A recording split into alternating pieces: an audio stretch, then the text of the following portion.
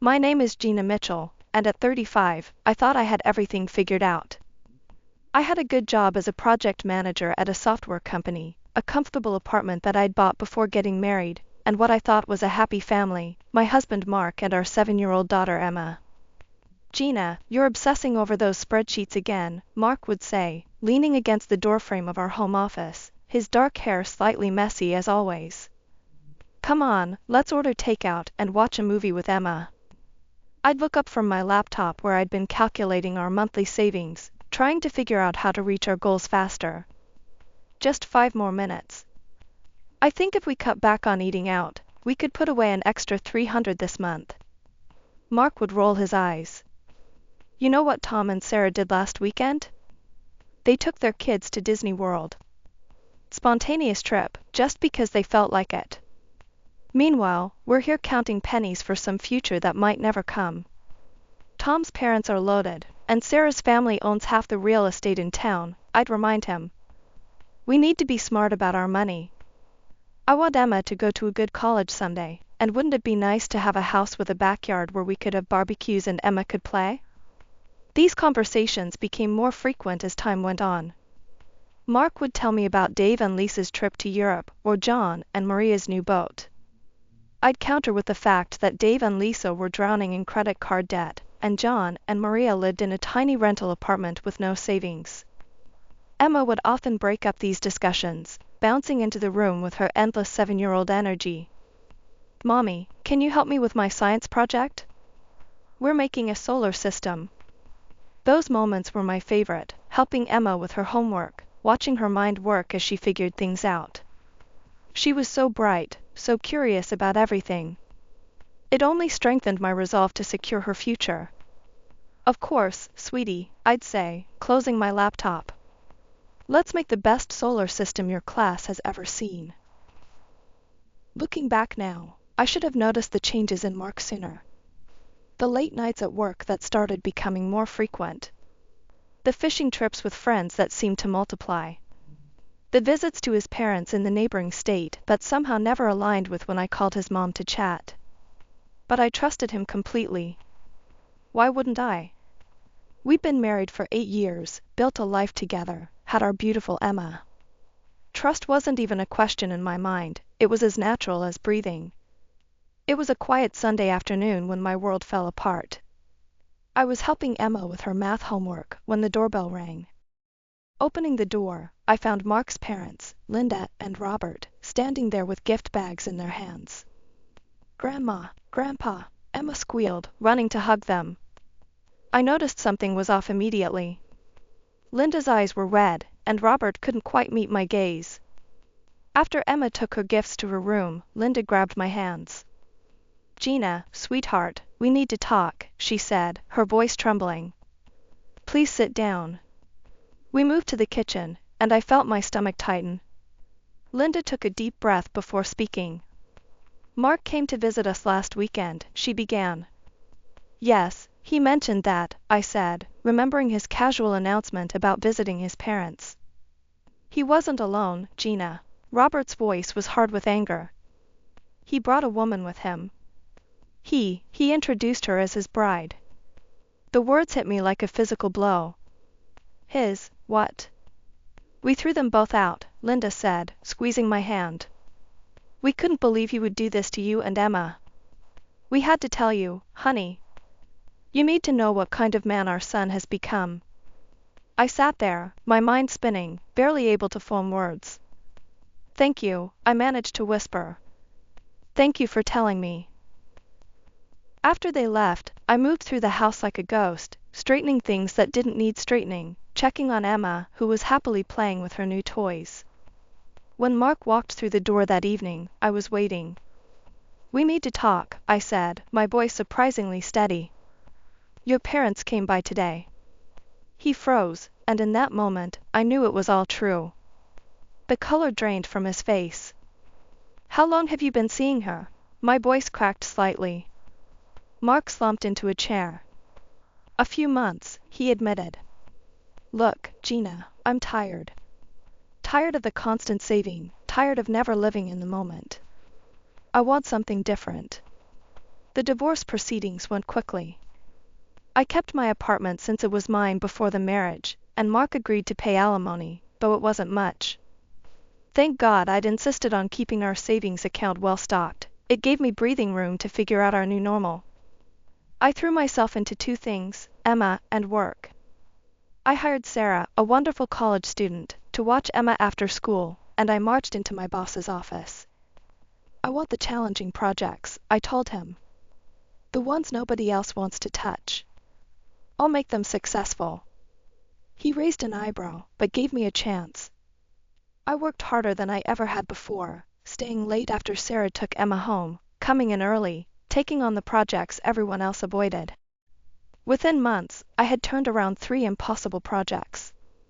The bonuses started coming in, followed by a promotion. 5 years after the divorce, I stood in front of my new house, holding the keys in my hand. It was everything I'd dreamed of, a beautiful 2-story home with a spacious backyard where I could finally host those barbecues I'd always wanted. Emma, now 12, ran from room to room, claiming the largest bedroom upstairs as her own. During those years, I'd tried dating a few times. James from work asked me out for coffee, and there was Michael, a nice accountant I met at a conference. But nothing ever felt right. After Mark's betrayal, I found it hard to let anyone get too close. Besides, I had everything I needed, my daughter, my career, and now our dream house. Linda and Robert remained a constant in our lives, which surprised some people who thought in-laws would disappear after divorce. But they were more than in-laws to me, they were family. They spoiled Emma rotten, showing up with thoughtful gifts and taking her for weekends at their house during holidays. I never objected, their love for her was genuine, and Emma adored them. The years flew by, and before I knew it, Emma was graduating high school. She got accepted into Berkeley, her dream school, and, thanks to my careful planning and hard work, I could afford to send her there. The first few months of college, she called almost every day. Mom, my roommate is amazing, or Mom, you won't believe what happened in psychology class today.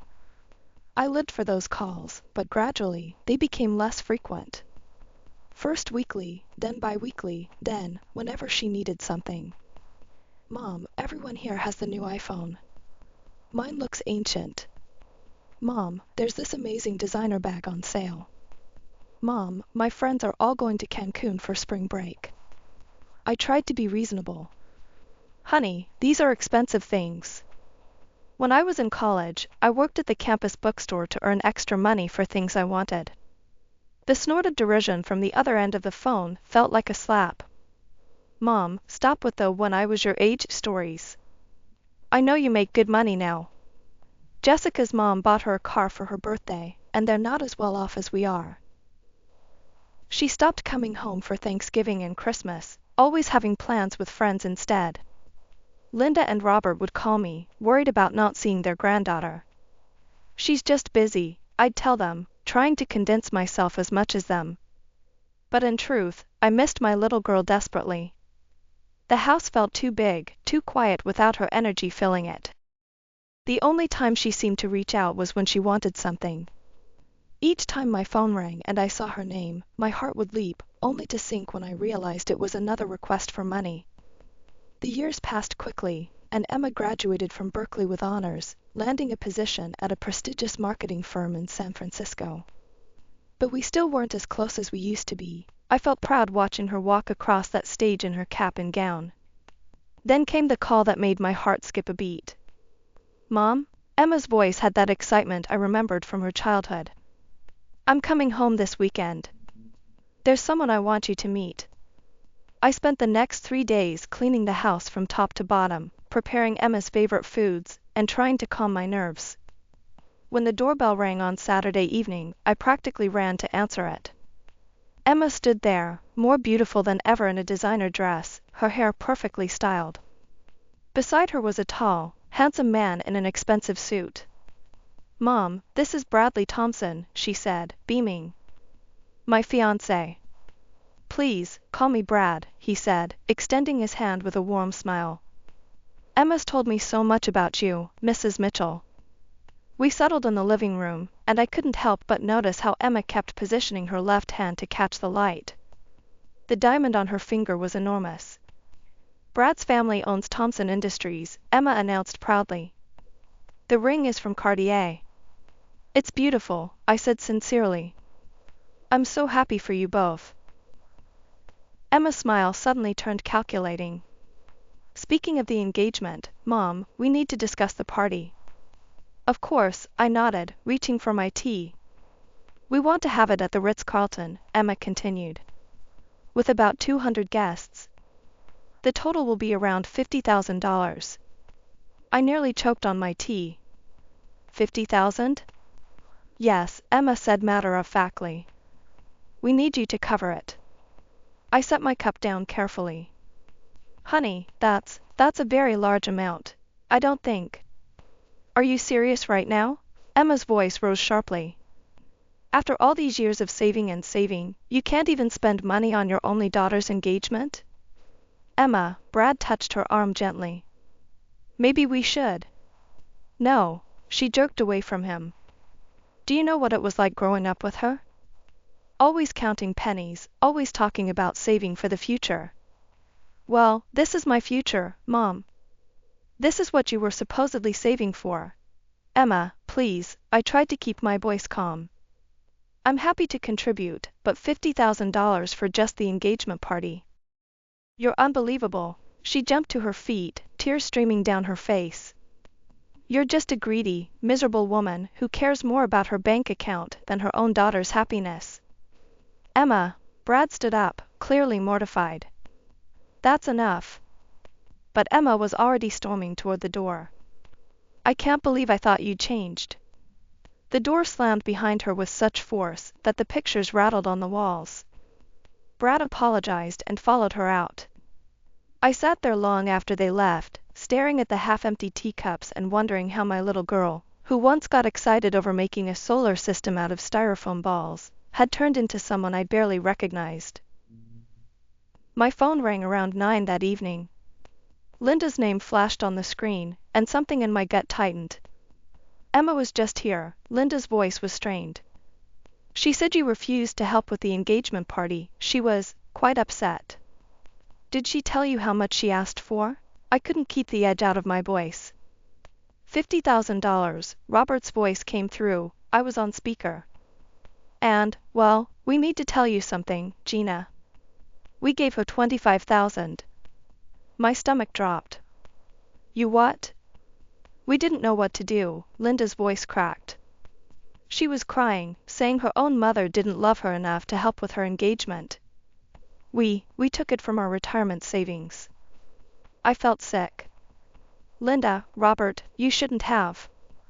We know, Robert sounded tired.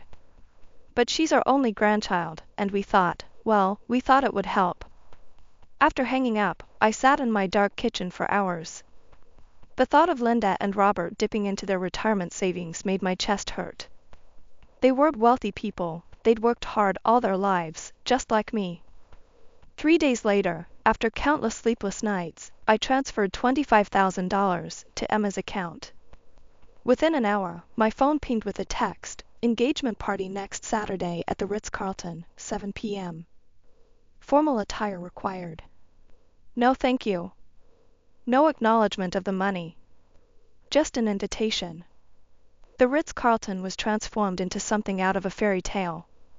Crystal chandeliers sparkled overhead, white roses covered every surface, and champagne flowed endlessly. Emma was radiant in a designer gown that probably cost more than my first car. Isn't it magnificent? She kept saying to anyone who would listen. Just wait until you see the wedding, it's going to be 10 times more spectacular. I stood in a corner, feeling out of place despite my carefully chosen dress. Linda and Robert found me there, both looking elegant but uncomfortable. I watched Emma holding court among her friends, all of them draped in designer clothes and dripping with jewelry. She was showing off her ring to a new group of admirers, her laugh carrying across the room. The wedding will be the event of the season, I overheard her telling her friends. We're sparing no expense. It's going to be absolutely perfect. My eyes met Robert's across the room. We shared a look of growing anxiety. We both knew what was coming. This lavish engagement party wasn't the end, it was just the beginning. I sipped my champagne slowly, watching my daughter shine in her element, surrounded by wealth and luxury. She looked happy, but there was something else in her expression, a hardness that hadn't been there when she was younger, when she would get excited about simple things like backyard barbecues and science projects. 2 weeks after the engagement party, my phone rang. Emma's name flashed on the screen, and I felt an inexplicable sense of dread. Mom, she didn't even bother with hello. We need to discuss the wedding budget. I need you to give me $120,000. The number hit me like a physical blow. I'm sorry, what? 120,000, she repeated slowly, as if I was a child. The dress alone is 30,000, it's being custom made by a designer in Paris. Then there's the venue, the flowers, the band. Emma, I cut her off, trying to keep my voice steady. That's absolutely out of the question. It's an astronomical amount for a wedding. God, Mom, why do you have to be so cheap? Brad's family expects a certain level of. I'm willing to give you 10,000 for the wedding expenses, I interrupted, and another 5,000 as a wedding gift. That's already very generous. There was a moment of deadly silence on the line. 120,000 is my final offer, Emma's voice turned cold. If you don't give it to me, don't bother coming to the wedding. I mean it. Something snapped inside me. Are you actually trying to blackmail me? Your own mother? Oh, here we go, she laughed bitterly. Poor single mom who sacrificed everything for her ungrateful daughter. Do you know how tired I am of that story? You've done nothing but save money all these years. What were you saving it for if not for this? I saved it for emergencies, for your education, for our future security. My voice was shaking now. I raised you alone after your father left. I never denied you anything within reason. Well, this is what I want now, she screamed. And if you don't give it to me, I'll make sure everyone knows what a greedy, horrible mother you are. How you cared more about your bank account than your only daughter's happiness. Emma, please. Don't worry though, her voice dripped with venom. I'll just ask Grandma and Grandpa.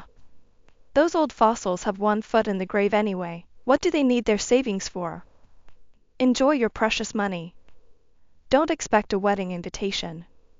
The line went dead. I sat there in my kitchen, the phone still in my hand, feeling like I was watching the final act of a tragedy I'd somehow helped write. All those years of careful saving, of trying to give Emma everything she needed while teaching her the value of money, where had I gone wrong?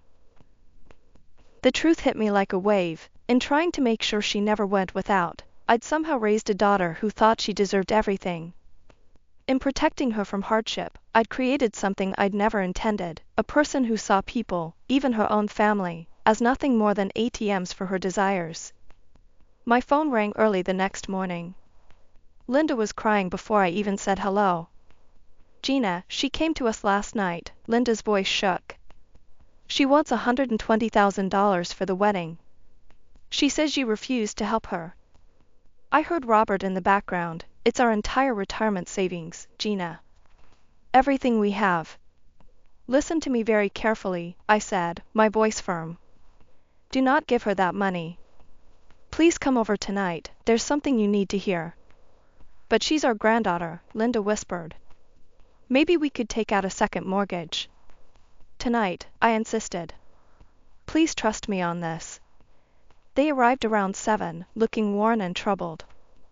I sat them down in my living room, my hand shaking slightly as I pulled out my phone. I need to show you something, I said. And it's going to be painful. But you need to hear this before you make any decisions. I pressed play on the recording from yesterday's conversation. Linda and Robert sat perfectly still as Emma's voice filled the room. Those old fossils have one foot in the grave anyway. What do they need their savings for? Linda's hand flew to her mouth. Robert's face turned ashen. There's more, I said softly, letting the recording continue, playing Emma's cold calculations and cruel dismissal of the people who had loved her unconditionally since the day she was born. By the time it finished, they were both crying. Linda's shoulders shook with silent sobs, while Robert stared straight ahead, tears rolling down his weathered cheeks. "I'm so sorry," I whispered, my own eyes filling with tears. "I knew you wouldn't believe me if I just told you. You needed to hear it yourself." All these years, Linda managed between sobs. "We tried to give her everything. We would have given her our last penny." Robert's voice was hollow. "But to hear her talk about us like that." I moved to sit between them on the couch, taking their hands in mine. "I know it hurts. But I couldn't let her take advantage of you like this. You deserve better." 3 days later, Linda called again. "She came back," she said, her voice stronger than before. "We told her no." "How did she take it?" "She screamed at us." Robert came on the line. "Called us senile old fools. Said we were dead to her, and she'd make sure we never saw her again. She said we're not invited to the wedding anymore," Linda added, her voice catching. "Our own granddaughter."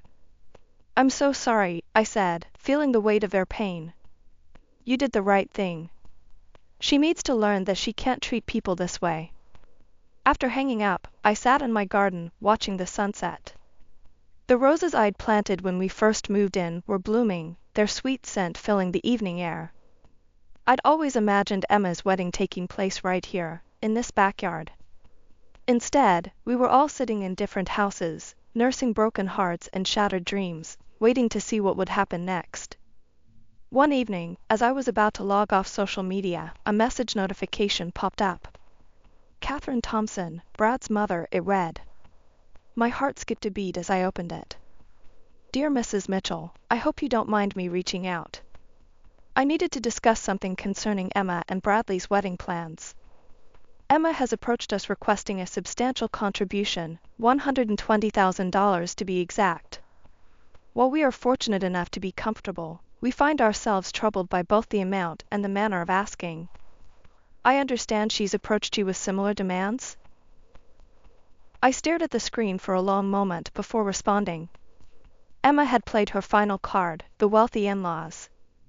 "Mrs. Thompson," I wrote back, "I believe you deserve complete honesty." I explained everything, the engagement party drama, the ultimatums, the attempted exploitation of her grandparents' retirement savings. My fingers hesitated over the keyboard several times, but I kept typing. This woman needed to know what she might be dealing with for years to come. Her response came quickly. "Thank you for your candor, Mrs. Mitchell. I completely understand and support your position. While we love Bradley and want him to be happy, we also believe that a wedding should be about love and family, not about extravagant displays of wealth. We will be declining Emma's request as well." A week later, I received a brief text from Linda. "Emma and Brad got married at City Hall this morning. No guests." She didn't even post anything online. I sat in my garden, thinking about my daughter in a simple courthouse ceremony. No designer dress, no expensive flowers, no hundreds of admiring guests. Part of me felt guilty. Wasn't it every mother's duty to give her daughter the wedding of her dreams? But then I remembered Emma's cruel words about her grandparents, her attempts at emotional blackmail, her willingness to bankrupt the people who loved her most just to have one elaborate day of showing off. No, this wasn't about denying her happiness. This was about something far more important.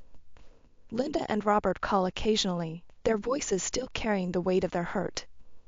We've grown closer through this ordeal, finding comfort in our shared pain and understanding. Sometimes we sit in my backyard, looking at the space where Emma's wedding could have been, sharing stories about the little girl who used to light up our lives with her smile. I keep hoping that one day my phone will ring, and it will be Emma, not asking for money, but ready to talk, really talk, about what happened. I hope that starting her married life without the excessive trappings she demanded might help her realize what really matters. Until then, I tend to my garden, work at my job, and keep my door unlocked, just in case. The path to reconciliation is there, waiting to be walked, but the first step has to come from her. I've learned that sometimes the hardest part of loving someone is knowing when to stand firm, even when it breaks your heart to do so.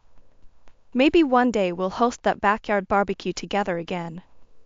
Until then, I wait, and hope, and remember the daughter I raised, and pray that somehow, someday, she'll find her way back home.